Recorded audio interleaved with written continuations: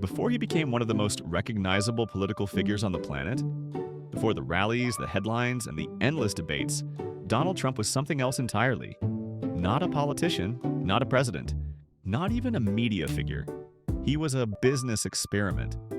And like most experiments, it didn't follow a straight line. Some decisions worked, some didn't. Some scaled beyond expectation. Others became very expensive lessons. But every step, intentional or not, built the system that eventually carried him into global influence. And the most surprising part? The presidency may not have been the original goal at all. This is not a story about opinions. This is not a story about politics. This is a story about structure, branding, leverage, and timing. This is before they were Donald Trump. Donald John Trump was born in 1946 in Queens, New York.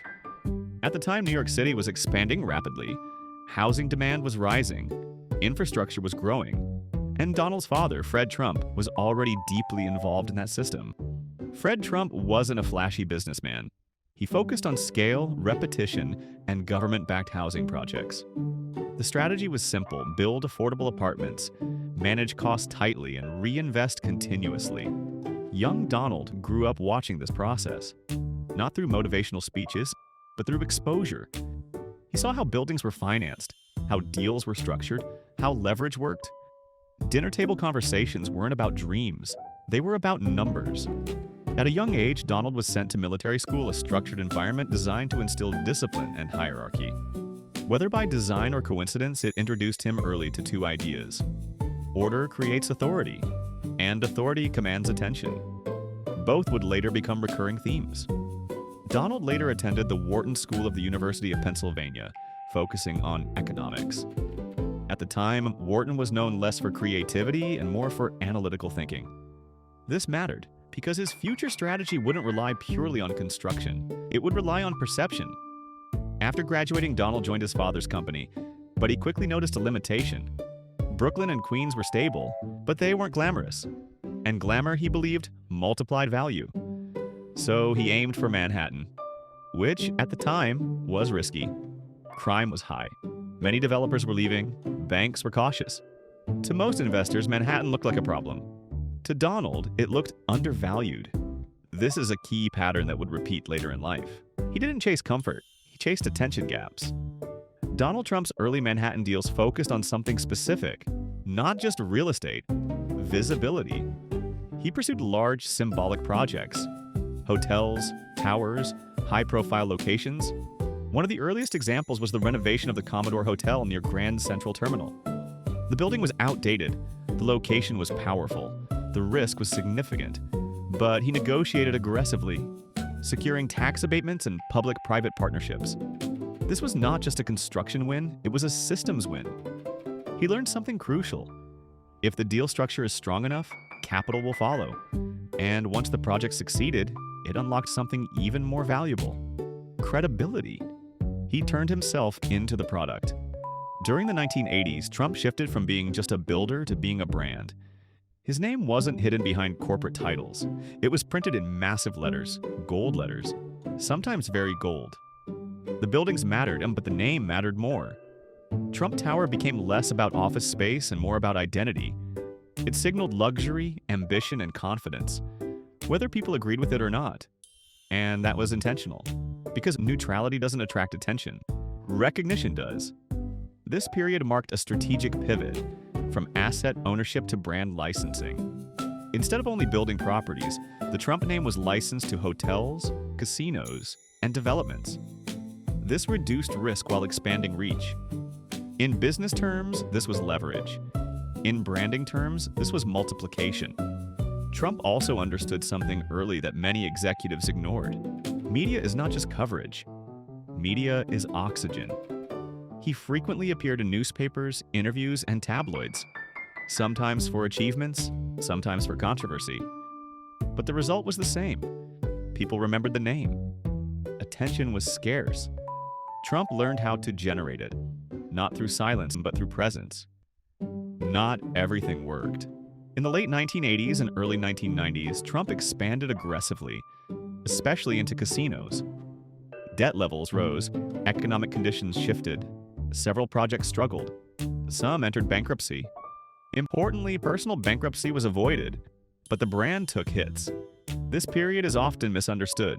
It wasn't a collapse, it was a reset.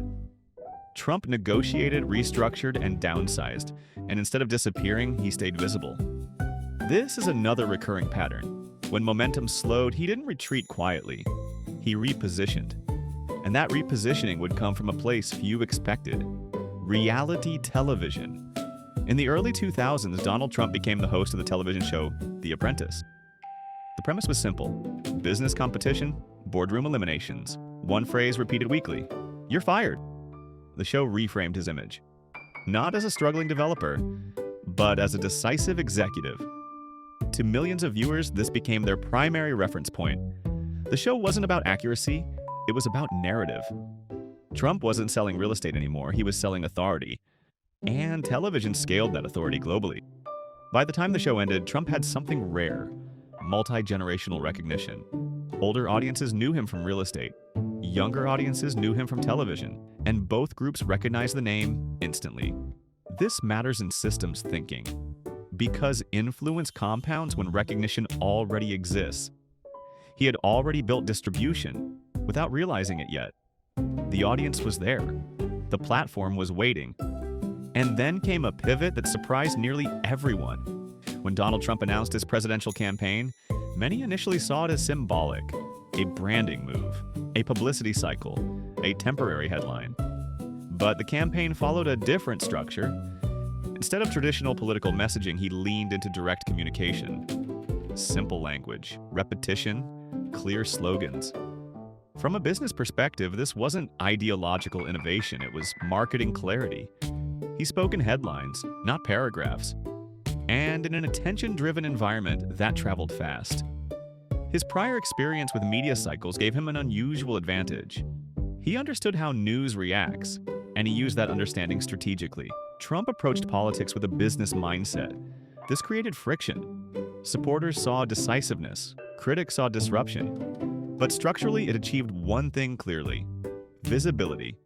Every stage of the campaign remained conversation-driven, and attention, once again, became leverage. In 2016, Donald Trump was elected President of the United States. From real estate to television to politics, the path was unconventional, but not random. Each phase built familiarity. Each platform increased reach. Each reinvention reused the same core tools: brand recognition media, understanding narrative control, strategic repetition. Whether viewed positively or critically, the outcome demonstrated something important. Influence rarely appears overnight. It accumulates. After leaving office, Trump remained a dominant public figure. His influence did not vanish with the title, because by then the system was larger than the position. Brand-based influence operates independently of roles. Once recognition reaches a certain scale, it sustains itself. This is one of the most important long-term lessons from his journey. Titles expire, platforms remain. Donald Trump's story is not linear success, it's iteration. Build, expand, overextend, reset, rebrand, re-enter, again and again. Love him or criticize him, the strategy remains instructive. He treated visibility as an asset, narrative as currency, and identity as infrastructure. And that infrastructure lasted decades. This is not a story about agreement, it's a story about systems, and how decisions, repeated long enough, can reshape destiny. Be sure to like and subscribe so we can make more content like this. See you in the next video.